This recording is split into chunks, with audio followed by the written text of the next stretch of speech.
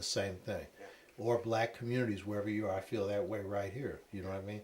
These are your people. So in that sense, there is a sense of community, but it's a weakened sense of community based on the forces that have hit us. So let me focus on the idea of the generation gap. So take for instance myself and yourself. How far back would you say that the cracks started to appear between these two age groups?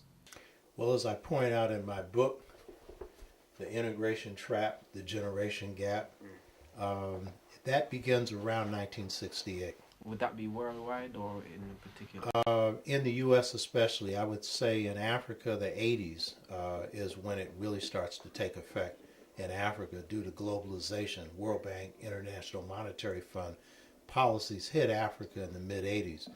And in the UK, probably in the late 70s, early 80s, but it starts probably in the late 60s because the same forces here are creating the generation gap as in the States. And those forces are mainly the loss of viable jobs for men who don't have college educations but have skills under a manufacturing-based economy where they can support a family.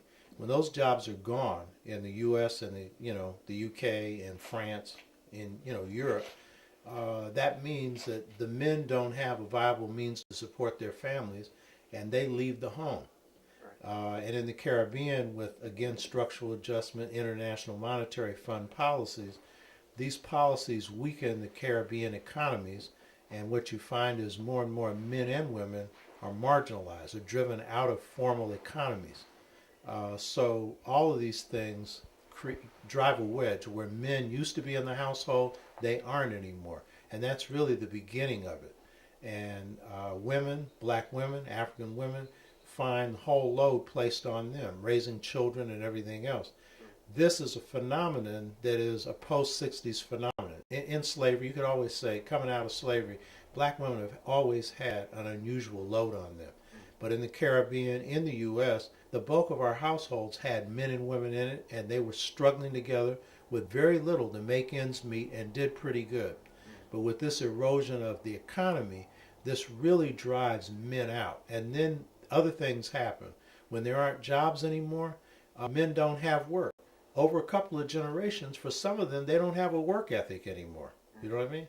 And a lot of young boys, they don't see men working, except maybe in illegal occupations. Right. So this affects people's ambitions and stuff. These are post-60s phenomena caused by powerful forces. Then when a drug economy is placed in effect in your community, a drug culture begins to emerge. And the drug culture becomes a freestanding culture, which is amoral. It has no sense of morals, because a person who's hooked on crack is not thinking about being a morally excellent person. They're thinking about getting the next shot. And so mothers are often doing things to get a shot that affects their children. I mean, boys have been raised seeing mothers doing things mothers would never do before. You know what I mean? And it does the same thing to men.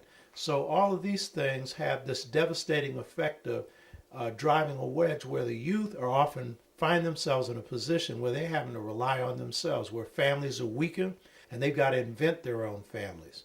And so out of this generation gap emerges.